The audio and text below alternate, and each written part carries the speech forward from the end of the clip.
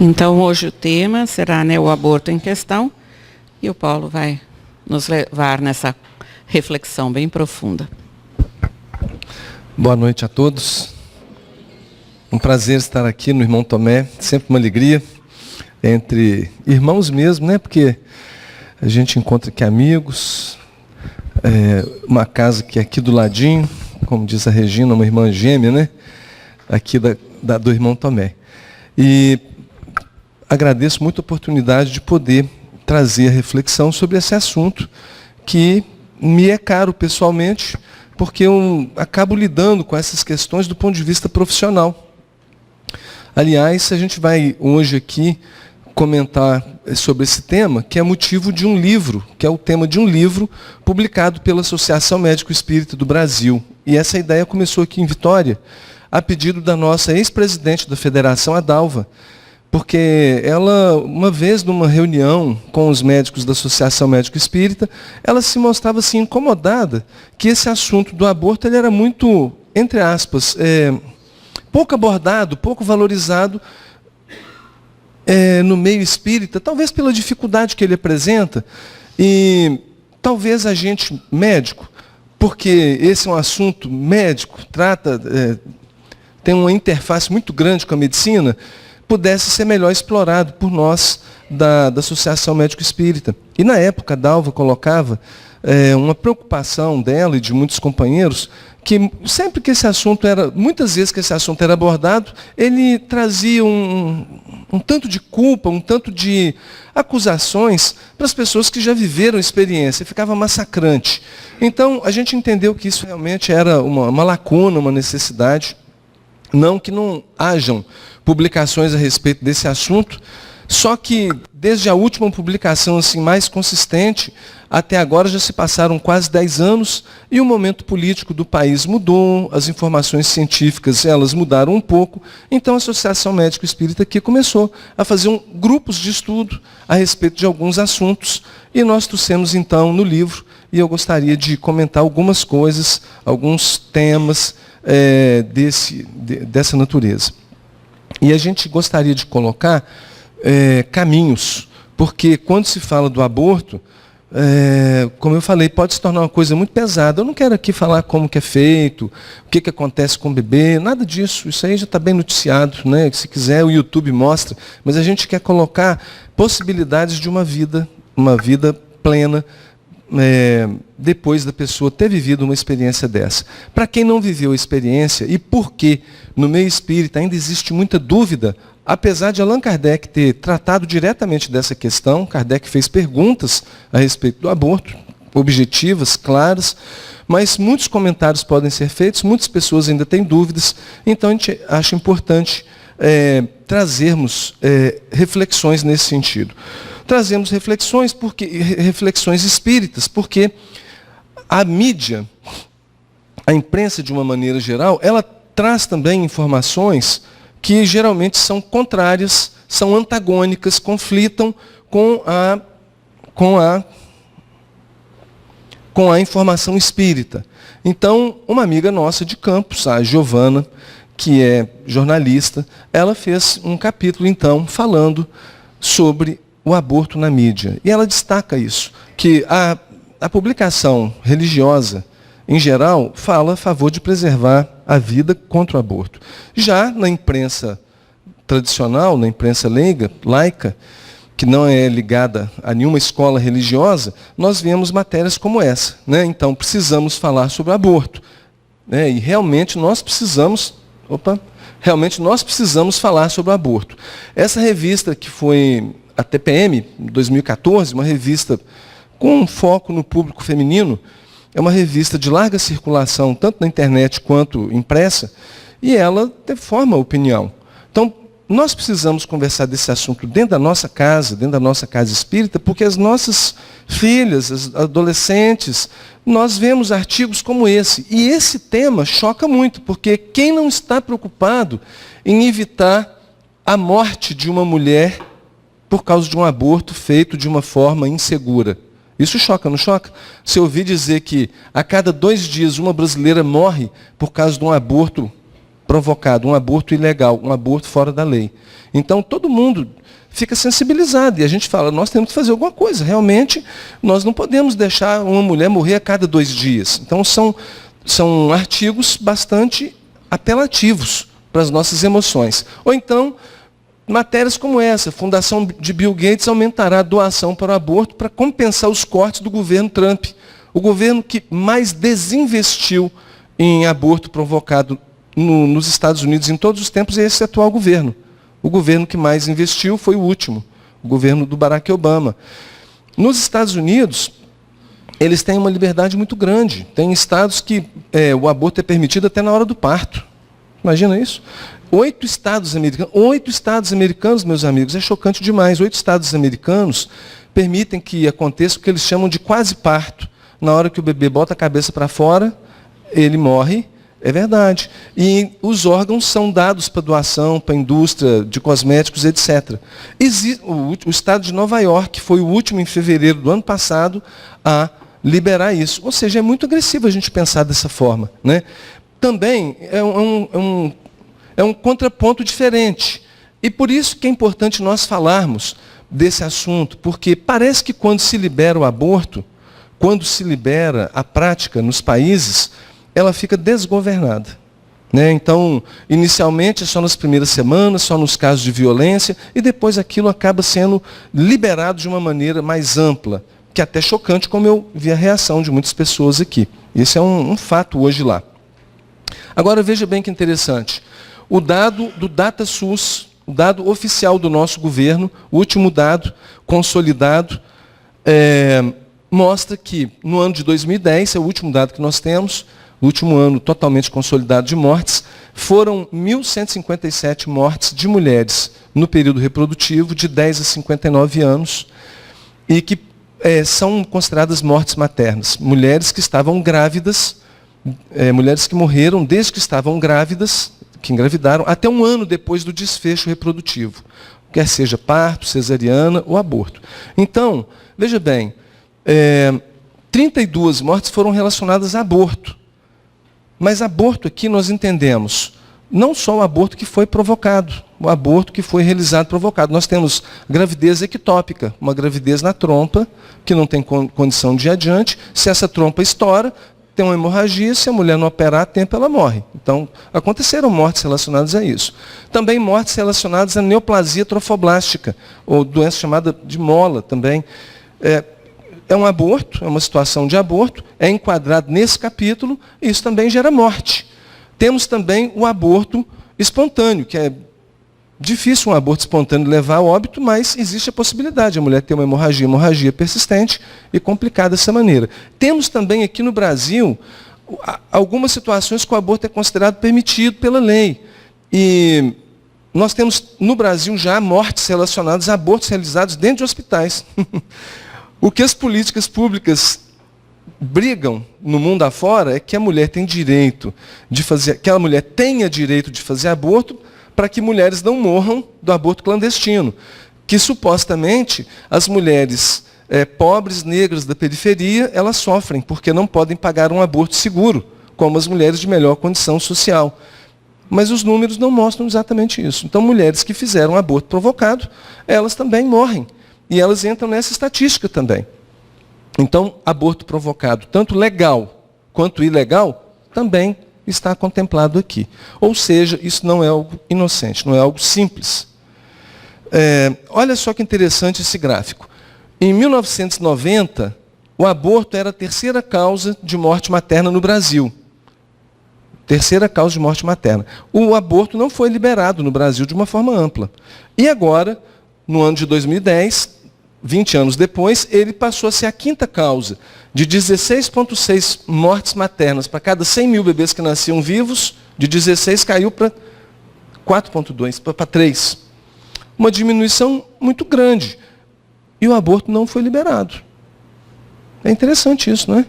É curioso. Por que aconteceu uma diminuição se justamente se advoga, se defende uma liberação do aborto para que não morram mulheres? Mas já aconteceu uma diminuição significativa até agora. O que aconteceu? Agora, olha só esse outro gráfico aqui que é interessante. Mostrando, desde 1987, nos Estados Unidos, a morte materna relacionada a aborto. A morte materna nos Estados Unidos, que vem aumentando, de 87, e agora ela está bastante elevada, parecida com os dados, com a taxa de morte materna antes de liberar o aborto, que lá foi liberado em 1973.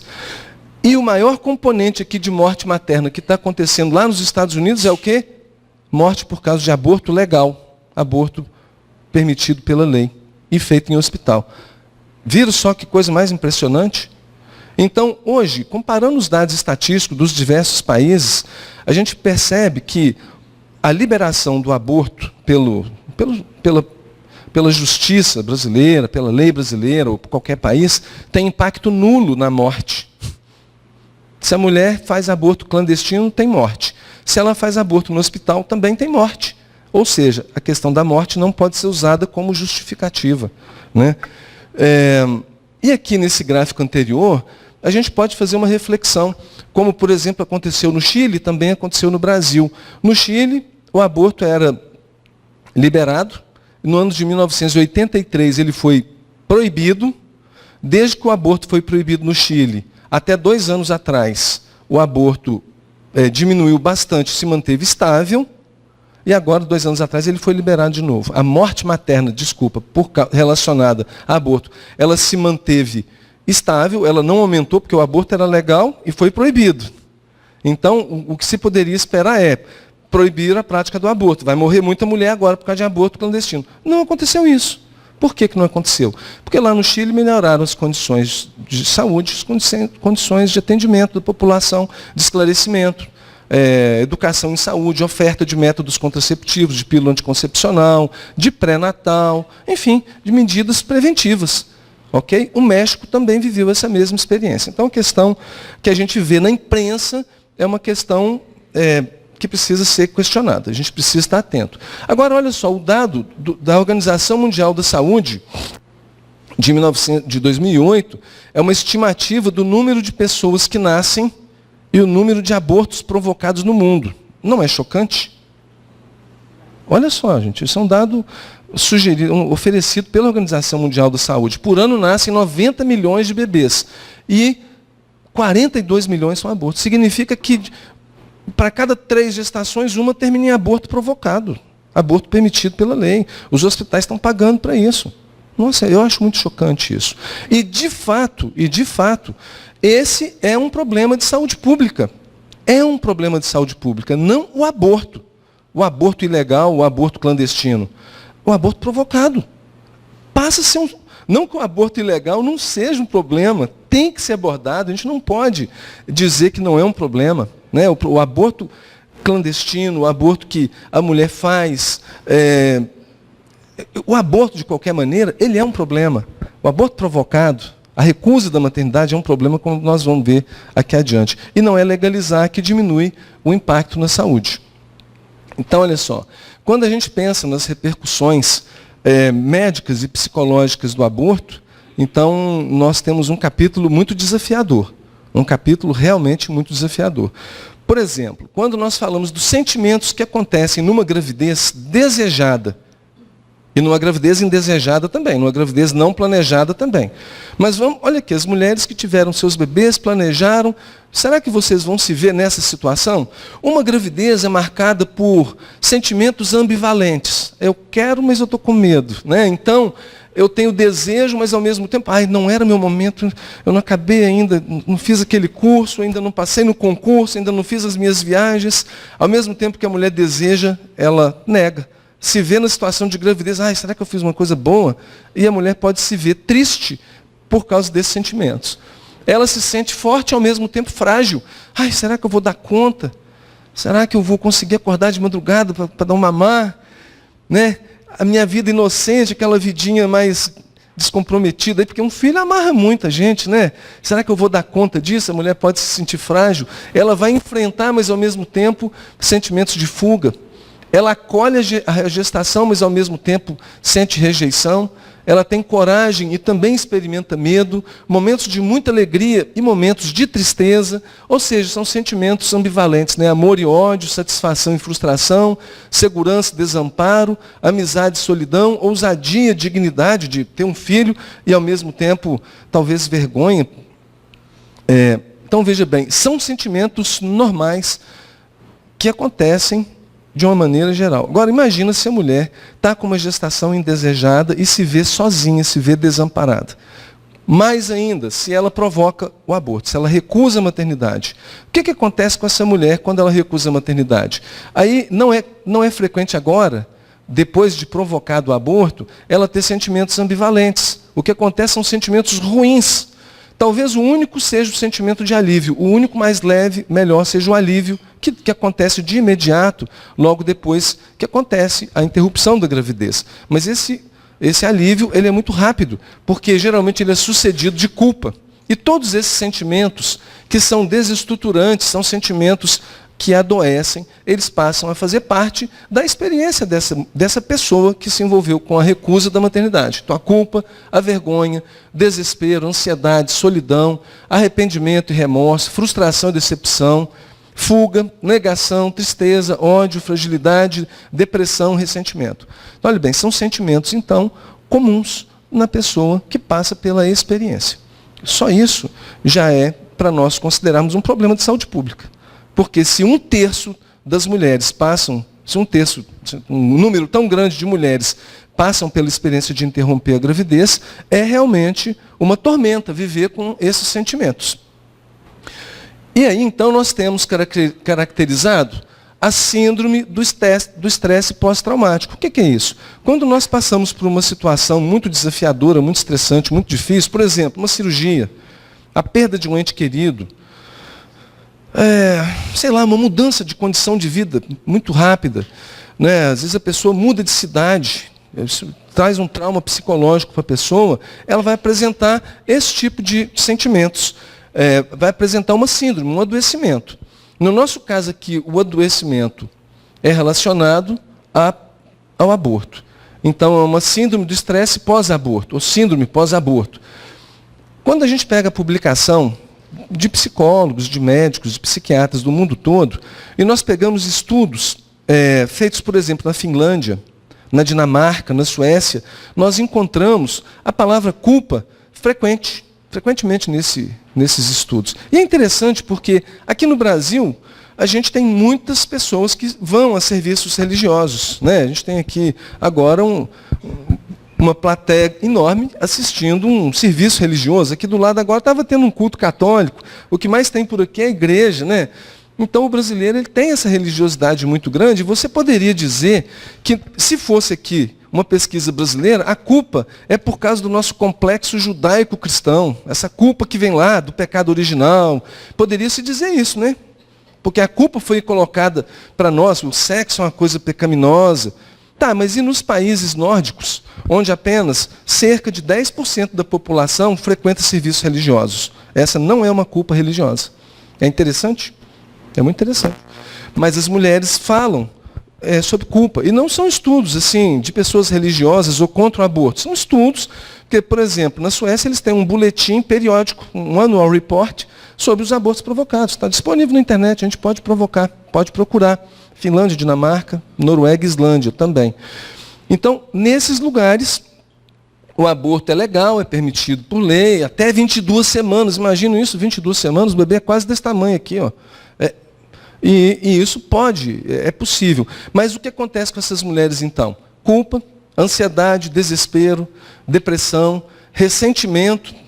Né? Às vezes a pessoa fica aborrecida com quem não deu apoio para ela, com o companheiro que se ausentou, com a pessoa, a mãe ou o pai que estimularam, que levaram para fazer o aborto. Ela era frágil na sua decisão de interromper a gravidez, mas foi estimulada a interromper, fica com sentimentos ruins, compulsões alimentares, problemas com sono, problemas sexuais, uso de drogas, isso aqui é super comum, breve psicose reativa, é um negócio difícil.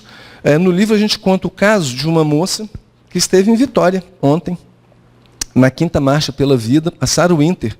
Ela conta na internet a sua história. Hoje ela é uma ativista pró-vida, e ela conta, no YouTube tem lá, tem uma matéria que ela respondeu ao general Mourão, no começo desse ano, que ele se manifestou favorável ao aborto, e ela fala assim, querido general Mourão, e aí ela dá uma resposta. É impressionante. E ela conta um pouco da sua trajetória. Aliás, ela coloca como pública a sua história justamente para sensibilizar mulheres nessa situação. Ela foi a ativista feminista mais importante do Brasil na época que ela era ativista. Ela foi colocada para fora de casa com 16 anos, um irmão colocou uma arma dentro de sua boca, uma família muito desestruturada, e ela foi para a rua, se perdeu na prostituição, sofreu muito, até que ela foi cooptada por um grupo profissional na defesa dessa causa, um grupo militante, e ela foi levada para a Ucrânia, e ela foi treinada nessa cultura do aborto, nessa cultura da morte.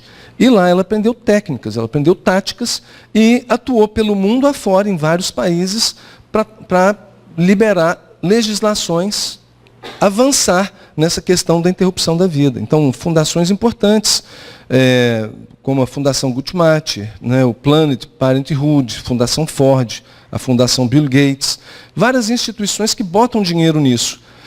E essa moça, então, um dia, com 22 anos, quem estava grávida era ela, aquela peladona dos peitos para fora, que participava na frente do Congresso Nacional, na frente dos lugares, fazia o maior barulho. Nós já vimos essas cenas. Essa moça estava grávida. E só.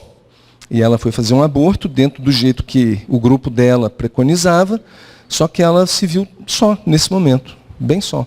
E ela teve uma hemorragia e ela, no seu sentimento, ela quase morreu. E aí ela teve um insight, ela viu a besteira que ela estava fazendo da sua vida. Depois de muita dor, ficou muito mal, ela então foi acolhida, ela começou a ter psicose. Ela ia num lugar, ela via choro de bebê, mas não tinha bebê. Aí ela olhava para um lado, ela via um bebê, mas não tinha bebê, começou a ter alucinações. Foi uma psicose reativa. Ela não era psicótica, não tinha uma mente rachada, mas ela apresentou uma psicose reativa a esse grande estresse, a esse problema sério, né, que ela tinha se relacionado.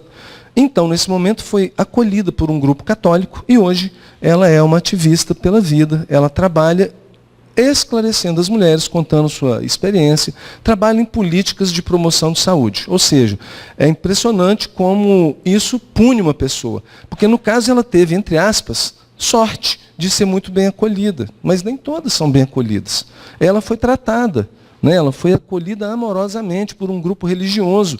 E ela não foi colocada como uma culpada. Ela foi colocada como um filho de Deus que merece perdão, compaixão, e aí ela conseguiu se reerguer, né? Bom, e nós vemos aqui, então, até comportamento suicida. E, então, queria trazer esse dado feito na Dinamarca, mostrando como que é importante a taxa de morte de mulheres. 10 anos depois, aqui foi o desfecho reprodutivo de que as mulheres morrem nos 10 anos seguintes. Quando a mulher tem parto, ela morre um tanto. Quando ela morre de aborto, ela morre 2,5 tanto a mais. Ou seja, o aborto provocado, ele deixa marcas. Vamos pensar assim. Essa mulher, ela fica mais descuidada com a sua vida? A culpa, os sentimentos ruins, o remorso, ela não consegue se estruturar e ela descuida da sua vida? E por isso ela morre mais do que a mulher que teve parto? Não sei, a gente pode imaginar. O dado está aí. Por que essa mulher morre mais? Mas ela morre mais, né? Lá na Dinamarca. Ou então, olha só, os suicídios em diferentes grupos etários, faixa etária está aqui, para cada 100 mil nascimentos. Então, o pesquisador, ele pegou as pessoas que tinham suicidado, olharam as pessoas do sexo feminino e olhar o tipo de desfecho reprodutivo que essa mulher teve. E compara com a população em geral. Então, eles compararam mulheres que tinham provocado aborto, mulheres que tiveram aborto espontâneo, população em geral e mulheres que tiveram parto. Então, olha só, aqui é o grupo de mulheres que tiveram parto. Perdão, aqui é o grupo da população em geral. Aqui é o grupo das mulheres que provocaram aborto. É o grupo que mais suicidou. O grupo de aborto espontâneo também tem um grande sofrimento. Muitas mulheres não superam a dor da perda desse filhinho que elas queriam. e foi contra o seu desejo, um aborto espontâneo também precisa de tratamento, né? Aqui a população em geral, e o grupo que menos morreu foi o grupo das mulheres que tiveram filho. E eu, como ginecologista, muitas vezes eu escuto, né? A mulher fala assim: doutor, essa cirurgia que eu tenho que fazer é perigosa, a minha doença é grave, eu vou morrer? Porque, doutor, eu não posso morrer, eu tenho um filho para cuidar. Eu ouço muito essas frases. Quem é ginecologista, né? A gente ouve essa frase: doutor, eu não posso morrer, eu tenho um filho para cuidar. Que é isso mesmo. Então, isso faz a gente refletir, esse gráfico, o gráfico anterior, que não é ter um filho que é um problema, é a falta do filho. A falta do filho. Aquilo que a mulher achava desesperada lá na sua adolescência, ou quando ela estava solteira, quando ela estava numa situação de vida desfavorável, não era o seu plano, ela se sente mal com essa gestação, a falta dessa gestação se torna um problema. O aborto é um alívio imediato. Então, por tudo isso, nós podemos dizer que interromper a gravidez não planejada não traz benefício para a mulher. O benefício é rápido, o alívio é momentâneo, é fugaz, é muito fugaz. E aqui nós podemos falar de outras situações. Eu falei só de suicídio, de morte, da síndrome do estresse pós-traumático, mas tem muitos estudos relacionando o aborto provocado com a ocorrência de câncer de mama, por exemplo. E tem um estudo chinês que me marca muito, que lá o colega, ele avaliou mulheres que tinham um aborto na sua vida, mulheres que provocaram 2 abortos, mulheres que provocaram 3 ou mais. Quando ela provoca um aborto, aumenta a sua chance em 40% quando compara com mulheres que não fizeram aborto, câncer de mama. Quando 2 abortos é 57%, e quando são 3 ou mais, 3 ou mais, então vai para 70% de chance maior, comparando com o grupo que não fez a prática da interrupção da gravidez. É muito chocante isso. É muito chocante. E talvez a gente pare para pensar, a gente não pare para pensar, mas o que está acontecendo? O que é natural? O que é natural na história de um ser humano? De uma mulher que teve uma relação sexual. Ela tem uma relação sexual desprotegida, ela vai engravidar. Aí a barriga vai crescer, o bebezinho vai nascer, vem para o peitinho da mamãe, vai mamar, e essa criança vai crescer e vai levar a sua vida. Isso é o natural. Agora, quando a mulher engravida, o seu corpo entra numa revolução. É uma revolução, é fantástico. A gente vê esses filmes na internet, assim, cada vez que sai um filme novo, mostrando o início da vida, o espermatozoide que vai, que não é maravilhoso aquilo? Aquilo é fascinante, a gente fica muito tocado e mostra um vigor, uma energia muito grande. Agora eu vou falar uma coisa para vocês, talvez vocês não saibam. Se um embrião, se um bebê crescesse a gravidez toda, no mesmo ritmo que ele cresce, até 12 semanas, ao parto, esse bebê seria maior do que a Terra. Realizaram aí o trabalho fenomenal que está acontecendo no corpo de uma mulher grávida, no começo da gravidez?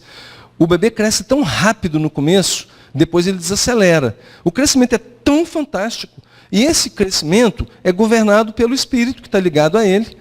O espírito vai dar orientações de como fazer esse corpo desenvolver de acordo com as necessidades psicológicas dessa pessoa que vai nascer. Né? É uma outra aula aí, o projeto reencarnatório, como que isso acontece. A doutrina espírita explica isso de uma maneira bem interessante. Tem revelações espirituais na obra de André Luiz fascinantes sobre isso. Mas uma coisa que nós médicos já sabemos é que no comecinho da gravidez, o período embrionário é o período mais crítico aí para as malformações, de 6 a 12 semanas, né? Os cromossomos estão todos abertos, produzindo proteínas a 1000. Gente, quando você interrompe isso, subitamente, e associa a culpa, ou associa a carga genética do bebê, porque cai um pouco de carga genética do bebê, fragmentos de células, quando se provoca um aborto, eles vão para o sangue da mãe. É o microquimerismo. E esse componente genético fetal é incorporado, entra em contato com esses cromossomos dessa mulher que estão trabalhando a 1000. Então, o corpo da mulher está trabalhando bastante, ele recebe uma contra-ordem maluca, que não é da natureza, e ele interpreta mal. Então acontecem doenças. Parto prematuro, câncer de mama, doenças autoimunes, além dessa parte psicológica. Então, é realmente para nós pensarmos que não traz um benefício. Agora eu fico pensando, eu, Paulo, hoje estou encarnado, sim, com as minhas dificuldades, né, que eu já conheço várias delas, identifico os núcleos de problema que eu tenho e que eu preciso melhorar nessa vida. Talvez já tenha muitas que eu venho repetindo os mesmos problemas. E aí, graças a Deus, eu tive uma família, um pai, um espírito, uma mãe espírita, me deram a chance e eu renasci. Fizeram lá uma evangelização, me ensinaram desde pequenininho e fui acolhido amorosamente na família e nós somos muitos irmãos. E aí eu fico pensando de quando é que eu conheço essas pessoas. Meu pai, minha mãe. Porque é interessante, eu trabalho numa reunião mediúnica onde a minha mãe participa. E a gente tem recebido lá no nosso grupo pessoas que nós atrapalhamos muito a vida delas em conflitos religiosos de intolerância. Na época a gente era católico e eles eram cátaros. Pessoas que pensavam um pouco, era uma heresia na igreja católica aí no final da Idade Média. E vários espíritos vieram reclamar da gente, desafetos que nós levantamos. E quando nós fomos intolerantes, levamos muitas pessoas à destruição completa de cidades, vilas. Se vocês forem ler sobre os cátaros, é uma história muito triste, né? Algumas cruzadas foram motivadas para isso, para combater o catarismo, que pegou ali a Espanha, a França, a Itália, e foi um movimento muito sério. E tinha bispos, tinha padres, tinha igrejas cátaras. Era uma dissidência, digamos assim, dentro do catolicismo. Esses espíritos vieram reclamar com a gente. E a gente do grupo mediúnico, não lembro do passado, né? Graças a Deus. Graças a Deus. Fico imaginando eu, cavaleiro cruzado. O que eu fui? Cavaleiro cruzado? Forte, com espada, com lança. O que eu fazia? Ou eu era um sacerdote católico conservador, não era cátaros, porque eu combatia os cátaros. O que eu fazia? Mas a minha mãe também estava do meu grupo. Os meus amiguinhos lá da reunião também. Aí a espiritualidade vê por bem de juntar a gente de novo. Depois de 1000 anos, tem 1000 anos que isso aconteceu. 1000 anos, pega fulano, ciclano, beltrano, bota tudo junto na mesma família, agora vocês vão se educar. Agora vocês vão trabalhar pela redenção espiritual de vocês. Vocês vão ter uma promessa de vida aí. Porque vocês não são mansos, vocês pisaram muito na bola, agora vocês têm que amadurecer. Vocês eram infantis, agora vocês têm que amadurecer. Vamos entender o cristianismo redivivo? O Consolador prometido está aqui para nós, nos ensinando todas essas coisas. Pois bem, é essa oportunidade que eu estou tendo agora. E que, graças a Deus, eu pude concretizar. E estou com 56 anos. Mas imagina, meus amigos, o que aconteceria comigo se minha mãe me recusasse? Pare e pensa. Porque, com certeza, no mundo espiritual, quem faz as coisas que eu fiz no passado, nós fizemos no passado, a gente não se alegra, a gente se arrepende, a gente tem remorso, a gente se promete não fazer mais, e agora a gente vem com essa cara aqui, todo mundo, vamos acertar, vamos amar os inimigos, vamos perdoar, etc. Então a gente faz uma promessa de vida, a gente fica com esperança, a gente programa isso. A espiritualidade escolhe a família, programa aquilo ali direitinho, acontece a fecundação e está acontecendo o desenvolvimento e subitamente a pessoa tem essa oportunidade negada. Ou seja, algumas pessoas perdoam, outras não perdoam. E ficam muito magoadas. Então, vamos pensar numa repercussão atual. A gente que é espírita tem facilidade de ver aí uma causa de obsessão, por exemplo. Uma pessoa que não perdoa, que fica chateada, que precisa de acolhimento, na verdade, né? Todo mundo precisa de acolhimento. Quem se envolve nessa situação, ninguém faz o aborto, ninguém se dá ao aborto com felicidade, ninguém. Quem busca o aborto segundo a lei, etc. e tal, também está buscando um alívio, está buscando uma situação melhor, mas é um equívoco. Como estava mostrando anteriormente, resvalarmos por esse caminho, porque ele complica muito mais a situação. Né? Agora, olha só, na nossa casa espírita, quando nós pensamos no atendimento fraterno, quando nós pensamos nas pessoas que buscam a casa espírita, com as suas dores espirituais, com as suas dores físicas, como que nós vamos nos posicionar perante elas? Porque se nós pegarmos o catecismo católico, no catecismo católico, a morte, provocar a morte de alguém é um pecado mortal. Pecado mortal. O pecado mortal, ele causa na pessoa uma morte espiritual. Ela perde a chance de ir para o céu. Imagina o que é isso. Isso é uma condenação horrível. O Papa Francisco, recentemente, ele indultou, ele perdoou essas mulheres que se envolveram com o aborto provocado. Que beleza para essas mulheres da fé católica, porque elas se viram aliviadas desse karma, desse peso. Não terei chance de redenção espiritual, não terei chance de ir para o céu, né? Mas é muito importante. Eu estou dizendo isso porque lá na nossa casa, aqui do lado, Esperança, ano passado, metade das pessoas que nós recebemos no nosso atendimento fraterno eram da fé católica. Eram católicos. Ano anterior, a predominância foi de protestantes. A outra metade era espírita. Mas metade do nosso público, metade não, 53% foi de outras fés, de outras religiões, e a católica prevaleceu. E depois, no ano anterior, tinha sido protestante. A gente recebe pessoas de todas as fés. Como é que nós vamos tratar dessas pessoas? Como é que nós vamos aliviar esses corações que buscam reconstruir suas vidas? Que buscam a mesma coisa que cada um de nós aqui, né? Aliás, a gente não precisa ir muito longe, porque olha só os números. Lá na nossa casa, 13,5% das pessoas que buscaram atendimento em 2014 estavam relacionadas a aborto. Os casos que nós conseguimos identificar, essa fala. Então, a gente acredita que tenha mais. E se aquela estatística que eu mostrei da Organização Mundial da Saúde é verdadeira, de cada 3 pessoas,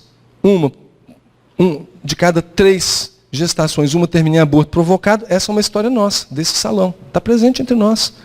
Então, não tem como nós falarmos desse assunto sem termos muita humildade e pensarmos com muita compaixão, né? Com realidade, mas com muita compaixão. Então, olha só, o benfeitor Chico Xavier, Emmanuel, pelo Chico Xavier, diz o seguinte: reconhecemos no aborto um dos grandes fornecedores de doenças de causa obscura e das obsessões catalogáveis na patologia da mente, das doenças mentais. Então, agora, depois dessas explicações que eu fiz aqui, fica fácil entender essa fala dele, né? E olha só, ocupando essas pessoas que adoecem por causa do aborto, ocupam vastos departamentos de hospitais e prisões. A pessoa comete um delito por desgosto da vida, uma culpa, um remorso, não consegue lidar com isso. E ela opta por um caminho desesperado, desesperançada. Ou então a pessoa adoece mesmo, doenças físicas, como eu mencionei algumas. Isso por quê? Porque o aborto é uma fuga do dever, e por isso ele é uma calamidade. A fuga do dever, Kardec perguntou, constitui crime a provocação do aborto em qualquer período da gestação? Então, a resposta dos espíritos: uma mãe, ou quem quer que seja, cometerá sempre crime, sempre que tirar a vida a uma criança antes do seu nascimento. E é interessante que ele fala, uma mãe, ou quem quer que seja. Porque, na verdade, o ato de retirar a gravidez é feito no corpo da mulher, mas quem provoca isso é uma outra pessoa. Então, quem facilita de qualquer maneira, quem participa de qualquer maneira, que seja encorajando, tem seus comprometimentos. Para nós pensarmos que conselho nós vamos dar para a nossa filha, para a nossa sobrinha, para a nossa amiga. Como é que nós vamos tratar essa questão dentro da nossa casa? Porque são questões que acontecem. As pessoas têm sexo desprevenido. E a gravidez acontece. E aí, como é que nós vamos resolver? E como eu falei anteriormente, esses 2 psiquiatras, o Sérgio Lopes e o Flávio Brown, que já vieram aqui em Vitória algumas vezes, o nascimento de um filho confirma o que é natural para o psiquismo materno e para o corpo também. Ou seja, chegar ao fim da gravidez e dar à luz. Quando isso é interrompido, você abre condição para o adoecimento. Então, o adoecimento, como a culpa é um sentimento que foi amplamente colocado nesses artigos, eu fui buscar na literatura espírita como que acontece o adoecimento pela culpa. Eu achei em André Luiz, eu achei em Emmanuel, eu achei na Joana de Ângeles. Tem outros autores também que comentam sobre isso. Esses 3 se destacam, dos quais eu achei a explicação da Joana assim, muito interessante, e eu resumi aqui para nós. Então ela fala o seguinte, que quando a culpa, ela faz acesso a registros inconscientes. A pessoa passa a ter raiva de si mesma, desconfiança, revolta, mágoa e insegurança. Mágoa contra si, revolta contra uma outra pessoa, insegurança. Essa pessoa tem a sensação íntima de que ela está escondendo a verdade. Ela tem a sensação íntima de que não agiu corretamente. Então, vive sobressaltada. Sensação íntima de estar escondendo a verdade. Ai, está escrito na minha testa? Quem aqui vai saber? Será que eu estou conseguindo esconder o meu segredo? Vocês conseguem penetrar o meu segredo? Ou eu tenho medo de ser descoberto no meu segredo? Porque, afinal de contas, né, todo mundo tem uma vida, né? A gente leva anos construindo uma reputação, um nome. Agora eu sou pai, eu sou um profissional. E se de repente vem a público tudo isso, como é duro para a gente enfrentar a vida depois de uma situação dessa. Então a pessoa vive com essa sensação de estar escondendo a verdade, que pode ser surpreendida. Ela crê que será repreendida e desmascarada. Isso é um grande sofrimento. Imagina viver no sobressalto todo dia. É muito difícil. Vai entrar uma pessoa por aquela porta e vai me falar. Essa pessoa cai em medo, tem medo de cair em descrédito ou em zombaria. Ela, então, a partir disso, foge dos relacionamentos, ela desenvolve mau humor, ela se sente repreendida. É uma pessoa hiperreativa. Você nem fala com ela, chama de bonita, ela já acha que você está criticando.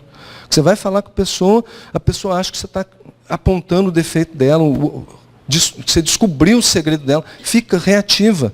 É difícil lidar, porque essa pessoa sofre com isso, né? Cada vez ela não lembra do fato, mas isso é inconsciente. Isso vem, ela é acionada no seu registro, está inconsciente, e ela se torna hiperreativa. Essa pessoa, então, ela se arma contra a família, se arma contra o grupo social onde ela vive, no trabalho, na escola, onde ela, na casa espírita. É uma pessoa que pode desenvolver autocompaixão, comportamentos de autopunição e autodestruição. Um outro tipo de adoecimento que pode acontecer é pela vergonha. Aquilo que nós consideramos, aquilo que nós ignoramos, podemos considerar como errado, antiético ou imoral. Um pecado, uma culpa, uma imundície. Aqui eu estou falando do desejo e do gozo sexual. Porque as pessoas engravidam por causa de uma relação sexual desprotegida. E a pessoa busca a relação sexual porque deseja a gratificação que o sexo oferece. Mas quando a pessoa não tem um certo esclarecimento das suas funções biológicas, por exemplo, o rapaz pode se penitenciar por ter uma ereção, e a moça por ter um desejo sexual ou vivenciar um orgasmo. E ela então passa a se envergonhar daquilo, considerar culpada, como isso foi ensinado durante muito tempo. As bruxas, na Idade Média, eram mulheres que gozavam, tinham orgasmo. Eram possuídas pelo demônio. Esse era o pecado da bruxa. Copular com o demônio. Esse era o único pecado da bruxa. Copular com o demônio. Como se uma mulher, no sexo, ela ficasse possuída pelo demônio. Não, ela está possuída pelo seu desejo sexual mesmo. O orgasmo é isso mesmo. E podia parecer uma crise epilética, onde a pessoa está possuída pelo demônio, como dito supostamente lá no passado. Então, muitas mulheres foram criticadas por isso. E, portanto, foi considerado uma coisa errada. Isso foi ensinado sistematicamente pela religião. Então, é uma coisa que precisa ser revista. Então, sentimentos vergonhosos abrem campo para a autopunição. A vergonha é um sinal de permanência emocional da intolerância, considerando-se ignóbil, vulgar, sujo.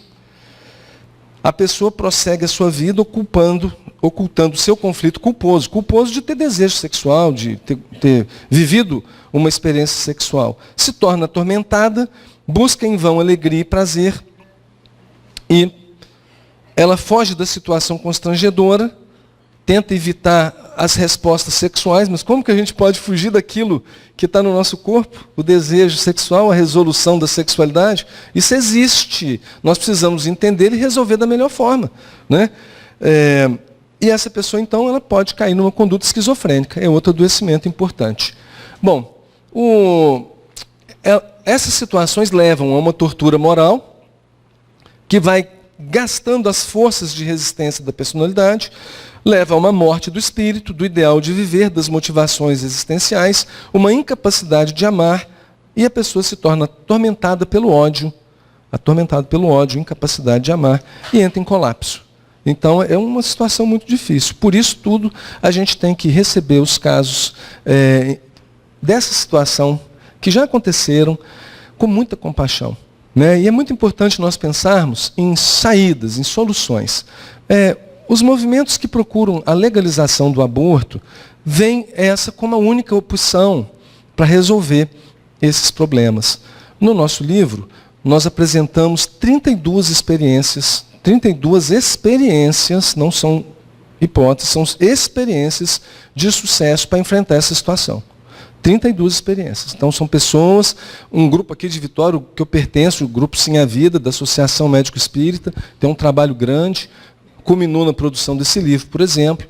A gente tem 12 ações lá no nosso grupo, para educar pessoas, para acolher mulheres que engravidaram, para a gente evitar o aborto. Desde ela levar a gravidez adiante, a gente dá amparo material para as que são pobres, a gente dá amparo emocional para as que precisam desse tipo de apoio. Se a mulher ela não quer ter o bebê aqui em Vitória, a gente encaminha para uma outra cidade para ela ter o bebê escondido de quem ela quer esconder, para ela não cometer, para ela não complicar mais ainda a sua situação. Muitas dessas mulheres, na hora que vem o bebezinho, elas optam por ficar com o bebê. É muito emocionante, a gente vê os relatos, é lindo. E algumas não querem mesmo e elas dão o bebê e a gente encaminha. É um grupo grande no Brasil todo, a gente encaminha para adoção legal, a gente não faz nada contra a lei. São saídas, né? No livro a gente coloca uma experiência feita aqui no Judiciário Capixaba, liderado pela nossa colega, a doutora Janete Pantaleão, que dirigia as varas, é uma juíza que dirigia as varas de infância do Estado do Espírito Santo. Eles desenvolveram 10 ações aqui no Judiciário Capixaba, 10 ações para ajudar essas moças. Entre ela coloca alguns relatos no livro, ela tem 2 capítulos, muito bonito. Existem saídas. Tá? Então, a 4ª parte do livro, a gente se dedicou a colocar saídas alternativas para essa situação do aborto provocado. Eu convido vocês a comprarem o livro, não por uma questão comercial, assim, a gente precisa vender para fazer uma nova edição, né? O livro não é meu, é tudo da Associação Médico Espírita do Espírito Santo, do Brasil. Mas o livro traz dados, porque às vezes você tenta reproduzir por uma pessoa, não consegue falar dessa forma, esses dados, que tem dados médicos, mas o livro tem isso aí. É uma leitura fácil, a gente convida vocês a lerem. Agora, quando acontece todas essas dificuldades, a gente está falando de opções. Que opção a doutrina espírita nos oferece para isso? Como solucionar os casos de aborto provocado? Há esperança? É possível continuar a vida? Como eu vou fazer para ficar livre desse sentimento que me persegue, me atormenta? Como eu vou poder olhar no espelho ou na cara do meu namorado ou do meu marido? Como eu vou poder continuar a minha vida sem enlouquecer? É possível?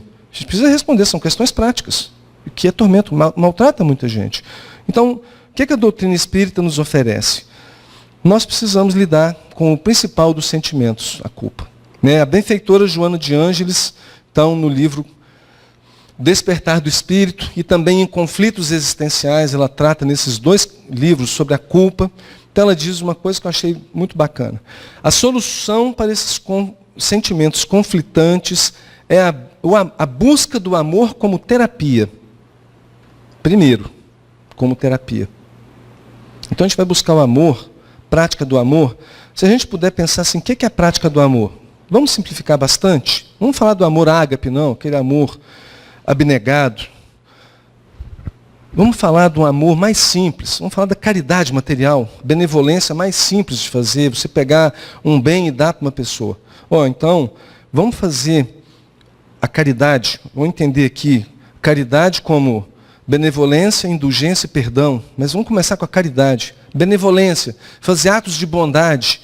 Vamos começar com coisas muito simples, para nos tratarmos, não que eu queira. Isso é meio chato, né? Se lidar com pobre às vezes me incomoda. Vou falar com a pessoa que está lá na cadeia, é um ambiente que realmente não me satisfaz. Cadeia, não. A rua, pelo amor de Deus, a rua também é desagradável. Não estou falando que eu vou lá porque eu amo essas pessoas, não. Estou falando que eu vou lá para me tratar. O amor primeiro como terapia. O amor primeiro como terapia. É difícil? A doutrina espírita não se propôs trazer soluções fáceis, né? Uma menina de 10 anos que se vê nessa situação e que interrompe a gravidez, ela compromete sua vida. Mas se ela tiver o filho, também é difícil. Nada é fácil. Nós vamos achar a saída mais fácil, meus amigos. Então, vamos achar um caminho possível o amor como terapia. Primeiro o amor como terapia. E depois como expressão de vida. Porque afinal de contas, né, a gente vai e faz uma bondade para uma pessoa, apesar da gente ir às vezes incomodado, mas quando você recebe daquela pessoa um olhar agradecido, esse olhar agradecido é tão poderoso que ele nos conforta. Ele nos conforta. Então, quando a gente oferece a mão para uma pessoa que precisa, essa pessoa devolve muito. Nem sempre a gente recebe de volta. Tem ingratidão, claro que tem. Mas 1 em 10, 1 em 100, às vezes é o bálsamo que a gente precisa. E nessa hora que a gente está ali, a gente esquece do problema. Porque quem provoca um aborto, às vezes, lembra o aniversário, todo ano. Meus amigos, é difícil demais. É muito torturante. Eu preciso esquecer, porque se eu não esquecer, eu vou ficar louca, vou ficar louco. O filme passa na minha cabeça, tem cenas relacionadas a isso. Cenas, imagens, a música, o cheiro, tudo me lembra. Eu preciso diluir isso. Como é que eu vou diluir? Nas ações amorosas. O amor como terapia, primeiro. Mas depois vira uma expressão de vida, porque a gente vai acostumando a fazer o bem. Vira hábito. Então, a gente vai se tratando e vai se fortalecendo. Aos poucos a gente se fortalece quando aquilo vira um hábito. E viram que maravilhoso? Aqui todo mundo tem chance. Aqui ninguém está condenado. Porque é a misericórdia de Deus. Se nós devemos perdoar 70 vezes, 7 vezes, quantas vezes nós merecemos perdão? Também. Deus não vai nos condenar, Deus vai dar uma segunda chance. Só que nós temos que entender que aquele ato não foi legal, a gente vai se prometer não fazer igual de novo, seu arrependimento, a gente tem remorso, arrependimento, a gente não fica paralisado na culpa, a gente vai para a ação. E aí, com essas ações amorosas, nós vamos fundindo todas as emoções, anulando as imagens odientas e superando essas conceituações falsas da vergonha sobre o sexo, por exemplo. Então, olha que bacana, a gente vai trazendo novas experiências para a nossa vida, vivências amorosas. Um outro vai nos ajudar, um outro vai nos socorrer. Que bacana isso, né? Eu acho que é uma visão de muita esperança que ajuda muito. Aceitar o corpo e as suas funções sexuais, né? Sem o sentimento de vergonha. A gente precisa esclarecer, a gente precisa explicar sobre isso. Assumir a culpa, mas não ficar preso na culpa. Assumir a culpa é importante para a gente não ficar repetindo. Olha, é tão impressionante isso. Na Suécia, as mulheres que fazem aborto fazem de 2 a 10 vezes. Repete. Então, nós precisamos sim nos segurarmos em algo forte. Nós buscarmos, então, dentro de nós mesmos, esse sentimento de perdão e, aos poucos, né, a compreensão dos fatores que trabalharam para a instalação dessa culpa,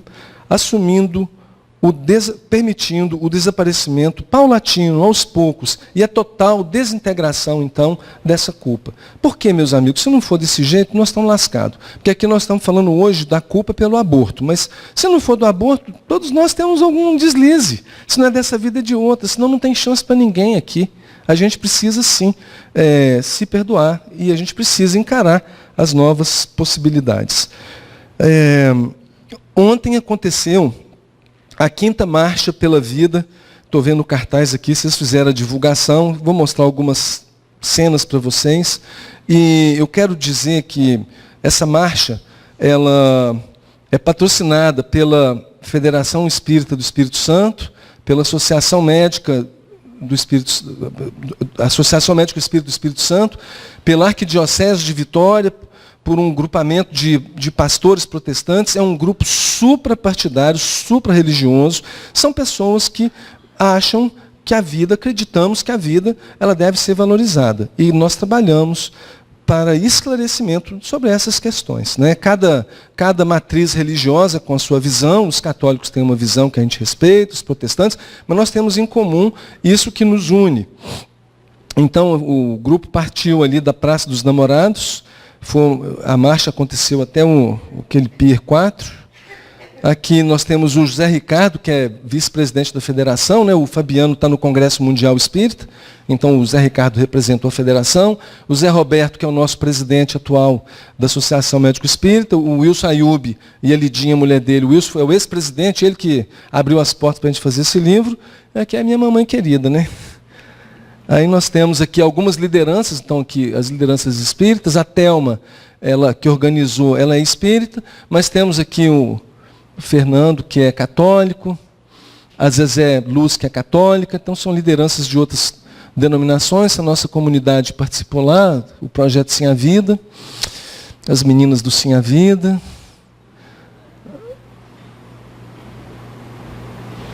Aí eu quero agradecer muito a minha mamãe, porque eu pude nascer, né?